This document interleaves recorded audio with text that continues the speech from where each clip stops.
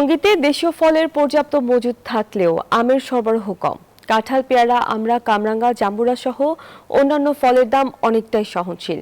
এ বিষয়ে বিস্তারিত আরও খবরাখবর জানাতে গাজীপুরের ভোগড়া বাইপাস পাইকারি বাজার থেকে সরাসরি যুক্ত হচ্ছেন সহকর্মী সজীব হোসেন।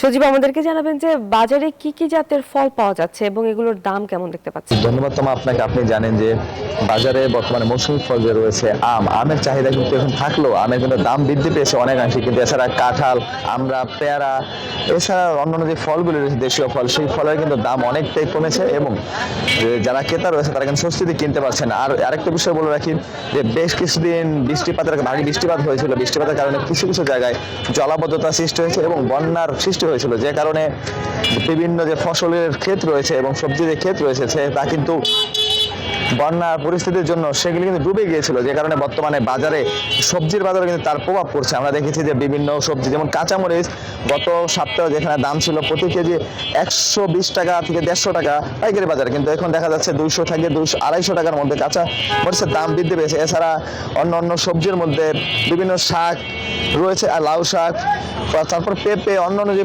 সবজি রয়েছে তার কিন্তু দাম সহনশীল পর্যায়ে রয়েছে। এছাড়া যদি বলে রাখি রসুন, পেঁয়াজের দাম কিছুটা বৃদ্ধি পেয়েছে এবং আদা যে রয়েছে আদার দাম কিন্তু আগের মতোই সহনশীল রয়েছে। এছাড়া বর্তমানে কিছু কিছু ফলের দাম বৃদ্ধি পেলেও দেশীয় ফল কিন্তু রয়েছে যেগুলি আমরা পেয়ারার কথা বলেছি, সেইগুলি কিন্তু দাম সহনশীল রয়েছে, যে কারণে ক্রেতারা সহজভাবে কিনতে পারছেন। এবং আমরা যদি বলি যে বর্তমানে যে দুপুর হওয়ার কারণে কিন্তু ক্রেতাদের সমাগম এই বাজারে কম, যখনই বিকাল হবে ক্রেতাদের সমাগম বাড়বে এবং বাজার আরো জমজমাট হয়ে উঠবে।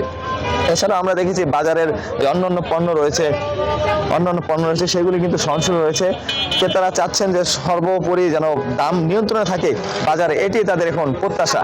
এই ছিল আমার কাছে সর্বশেষ। ফিরে যাচ্ছি স্টুডিওতে, রয়েছেন তোমার। সজীব, ধন্যবাদ আপনাকে।